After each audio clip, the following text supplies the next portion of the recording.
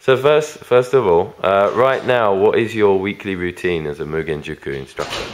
My weekly routine. You mean what are my responsibilities at the dojo, or what do I do? Like, yeah, like how many times are you here? How many times am I here? Okay, that's a good one. I'm here Monday, Tuesday, Wednesday, on a typical week. Monday, Tuesday, Wednesday, sometimes Thursday, most Fridays, every other Saturday, and every Sunday. I teach. Okay. So, every day? I teach almost every day, almost every week. There are some weeks when I have 2 or 3 days off, or I only have 1 hour in the morning, so it's basically full day. But mostly I'm here every day. So, is it difficult to do that as a job and have a family, do you think? Yes and no. It's luckily financially it's not a problem, but time becomes an issue because I work mostly at night. And when my son was younger, it's not a big deal, but now he notices when I'm not home, so that gets difficult. And that's one aspect. And then my wife gets annoyed because she doesn't have a day off. Because when I'm at the dojo, she's taking care of the kids. So when I get home late at night, they're already in bed. So she gets annoyed because she's got no me time. So I get that. So do you think that the experience of being a father has changed your teaching style at the dojo? I don't know, but people say it has. For kids, I think it's probably because I got used to teaching kids, but also now I think I'm better at relating to kids. So in that aspect, I think having a kid helps me teach kids.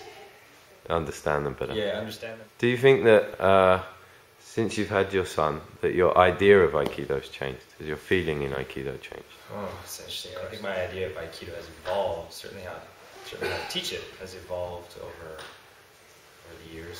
I think my approach to teaching Aikido is very different than... Actually, I realized that you can't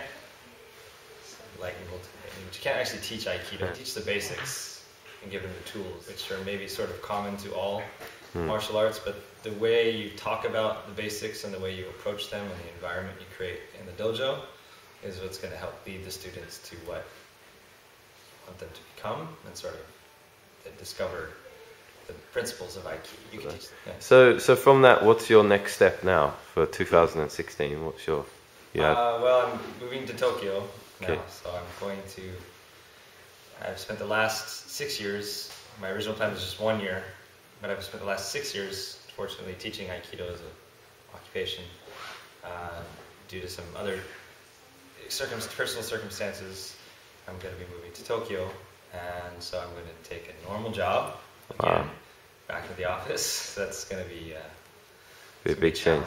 But my goal really is to, no matter where I go, Aikido will be a part of my life. So my goal is to start a dojo there, and slowly build it up, and hopefully I can wean myself off the salary job and sort of take the plunge and go do my own Aikido. So that's what I'm looking forward to. Yeah. So let's go. So back to the beginning. I know you hate this question, so I'm going to ask it to you so that no one else needs to ask you again. Thanks, I appreciate it. Why did you start Aikido? Yeah. So it's a very boring and uninteresting answer, but I started Aikido originally because I thought it was cool. Well, actually, I started martial arts because I thought it was cool. And I picked Aikido because I don't like to get hit in the face. Fair enough. Probably the most honest answer. Yeah. So when was the first time you met Pyar Sensei? I met Pyar Sensei must have been 2000. 2000 probably. I met Pyar Sensei. And I met him, my original Aikido teacher introduced me to Pyar Sensei. Okay. So that was really kind and gracious of my original teacher to introduce me to someone. So I've known him now for about 15 years.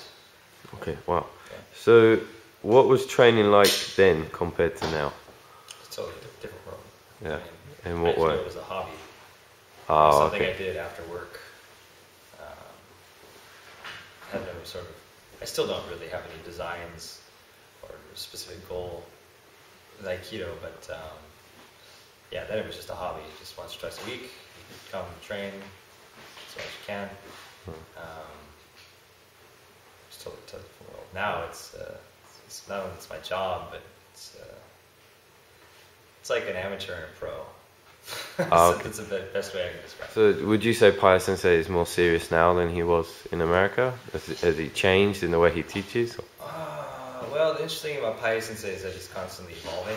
He's much better now as an Aikidoka than when I met him, hands down.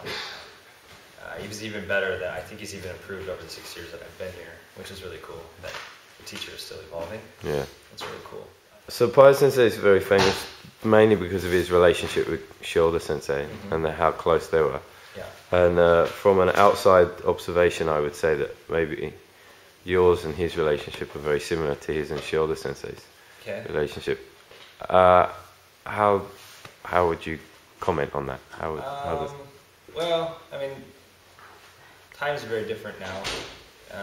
Sensei was a lot younger when he started training with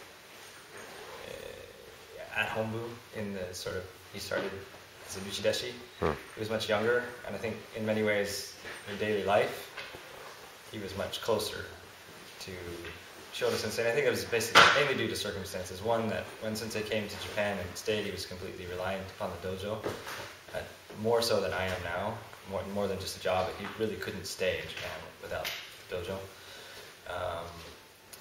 And again, like I said, he was younger, he didn't have a family, he wasn't married, didn't have so many other commitments. His focus was he could just focus on Aikido. And so I don't know the real details of the relationship, but I think it was much closer to the classic Uchideshi system now than compared to my relationship with Pyar. Yeah, I guess so. That's basically the difference.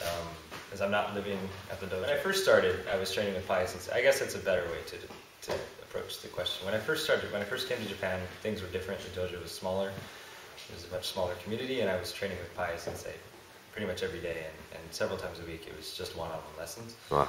So that was really cool. It was really intense, and I felt like I wanted to quit every day because my knees hurt so much, and I just used to dread coming to sit in seiza for 5 minutes. Yeah. But in that sense, I think it was much closer. I spent a lot of time with Pyar Sensei there, feeling his technique, being his uke. He was being uke for me, which was really cool. Feeling his ukemi, which was really cool. And so there's that aspect. And then now I don't know really all the details of their relationship, but now I'm sort of on staff here, whereas before I was more just a student and with small responsibility. Now I'm on staff and a much more large responsibility, involved in many more things. So I think our relationship has evolved. But as far as the traditional Uchideshi relationship, it's a little different because I'm married, I have a kid, I have my own house.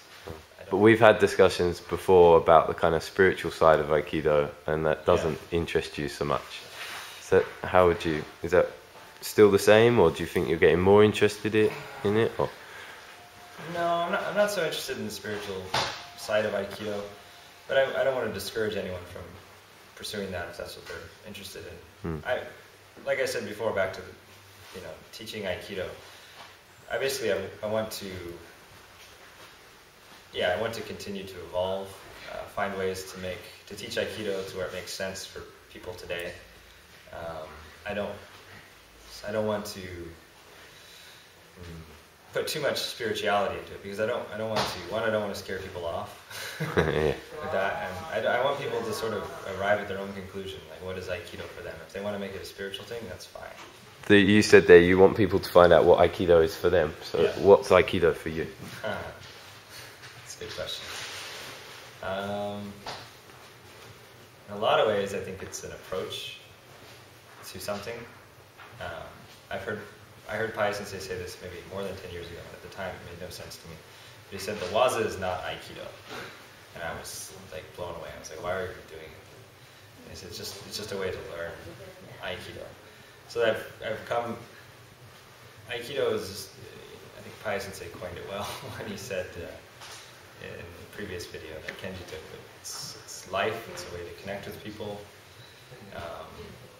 and the training that we do here in the martial art is one way to achieve that. I think there's probably other ways, other paths you can take to achieve Aiki. It wouldn't be applicable in the same way that it is for us. I guess so. Aiki is it's an approach to a situation. So you can either be a blunt instrument can just go like a bull in a china shop, right? Smashing things, or you can find a way to look at the situation, see what it is, and work with it, and try to come at a solution where, you know, you're not robbing Peter to pay Paul, sort of thing. You're not having to destroy one thing to, you know, you're able to maintain a balance. This is a really weird answer. That's cool. It's hard to answer that question. Yeah, it's a tough one. Yeah. Okay, well, you have to teach a class, so we'll stop it there, and if we may continue it after.